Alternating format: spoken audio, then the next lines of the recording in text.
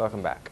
We begin this newscast with news of congratulations. A team of young gymnasts here in SVG is set to compete in the USA. We get more in this report. 3, 2, 1, Team DJ! Okay, so I am here with the coach of the Dolphin Gymnastics in St. Vincent and the Grenadines. So we're going to get a little bit more as to what is happening here and what makes her think that these kids from St. Vincent and the Grenadines is ready for a competition outside. All right, how are you doing today? I'm doing great today. As you stated before, I'm LaPrice Williams, and I think that these girls are ready to compete because within the last 3 months, they have worked really hard to do their routines, perfect all of the skills that I've learned. I've taught them, and I think that they have just been so poised and so eager to learn. I've never coached kids with this much talent and this much, drive to do the sport, and so I think that they are definitely ready. They are doing. I'm also a judge for the sport of gymnastics, and so I don't let kids do things before they are ready. So each athlete has been kind of judged on every skill that they're doing, and they have been assessed, and they are ready to do what they have to do in the U.S.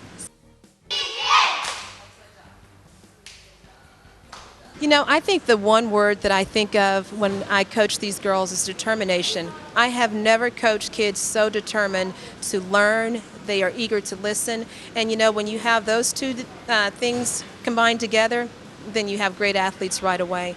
They're disciplined, they listen, they're respectful, and it's just a joy for me to be here in this country. What my ultimate dream would be is that we could one day produce an Olympian from St. Vincent and the Grenadines, and I think that it could happen. The talent here is just phenomenal. There is no talent like this that I've seen, and I've been all over the world coaching gymnastics. Taiwan last year, of course the U.S., Mexico, and then just coming here, and for these girls to do what they've done in 2 months, 3 months, some of them, it's just been amazing. So the ride for me has been just as good as the ride for them. We not only do gymnastics here, we do cheer, we do dance. I've been involved in all of those aspects of the sport. And so I hope that we can bring this to the country and that everyone can benefit from it, and that we can have something that future generations of athletes can continue to, be produced as something that is reflective of how good this country is. And this country is great. We love it. So it's ecstatic. Within the Caribbean, I can't ever remember. I could be wrong. I can't ever remember. Like you said, it's the first event for St. Vincent taking, it's 8 girls, I think, 8 girls to Houston. And this in itself it's a good feeling because I know St. Vincent is getting out there. These girls are extraordinary. They have been doing this thing on their own before they even came here, and LaPrice has given them an avenue to better themselves, to strengthen their skill, and we're all happy for it. You've been doing this for quite some time, well, on her own. As everybody know, all this thing is all with the internet. She used to always go on YouTube and download all these things, and she's always either on the porch wall or something doing stuff. So when the opportunity came, she was really glad for it. So I went ahead and brought her out, and then, LaPrice said, well, she has some talent. She was quite surprised, and she said she would like to be part of the team. And that's how the whole thing got started. Problem-solving skills is a necessity for business growth, development, and for individual everyday living. At the ECCB Youth-led conference today, Genevieve Harley, CEO of Leap and ACE Consulting, urged for young innovators and entrepreneurs to take the skills of problem-solving seriously. How did I use creativity to start my business, and how did I use creativity in my personal life to solve something like a problem? First of all, you have to identify what your problem is, or identify your career path.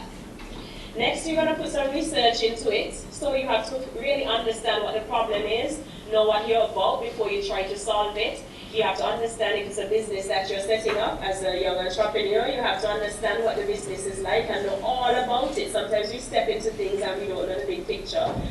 Research is an integral part of the process. Next, we brainstorm solutions. This is my favorite, and notice I put a different color for this one on my slide, because this is the creative aspect of it. We brainstorm a solution to the problem. So brainstorming is the process of just selecting all the different ideas that pop to your head, look through them and see which one is the best. Next, we communicate our ideas to others. Even if it's to ourselves, we write down what the ideas are, write down our goals, our objectives, and then we pursue them. And then we implement a plan to achieve them or implement a plan to solve the problem, all right? Because how do we get from point A to point B without a plan, all right? We've been spinning around and running in the dark without the plan. And then last but not least, if the problem is resolved, our business is established, because remember we're talking about two things at the same time, then we evaluate. Evaluation is important. Evaluation means going over what it is that we accomplished or didn't accomplish to understand the results and see what we can do better next time if we decide to do the same sort of thing. At the ECCB Youth-led conference, Senator Wilson Garway, Minister of State with the Ministry of Youth in Grenada, urged students of the Caribbean to step out of their comfort zones to become the leader that is already within them. I encourage you to embrace the information you will be getting here today and use it as a stepping stone for building your future, which will become our tomorrow, but the today of the next generation. So where do you lead? You lead where you are, but you lead into tomorrow. Entrepreneurship is not for the faint-hearted. It calls for you to take risks, to step outside your comfort zone and do something that you have never done before, believing that it will work. Alexander Graham Bell had to step outside of his comfort zone to create the telephone. Thomas Edison had to step out of his comfort zone to create the light bulb. The Wright brothers had to step out of their comfort zones to invent the aeroplane. All of the entrepreneurs pioneered a cause for which they must have been called crazy by their peers, but its determination and focus and steadfastness have revolutionized the world. And the Minister of State with the Ministry of Youth in Grenada, Senator Winston Garway, has argued the fact that the notion of youths being the leaders of tomorrow is not true. Garway said that the youths are the leaders of today and not tomorrow. If you embrace life as a game of possibilities, if you treat every challenge as a game that you're playing to win, then the sky is your limit. Well, at least if you're not an astronaut. And when do you lead? You lead now. Some people say that youth of today are the leaders of tomorrow. I say the youth of today are not the leaders of tomorrow. You are the leaders of today. Today you have the opportunity to chart the future with the help of people like you, young entrepreneurs in the own rights, young people who have gone before and now have experiences and insights to share.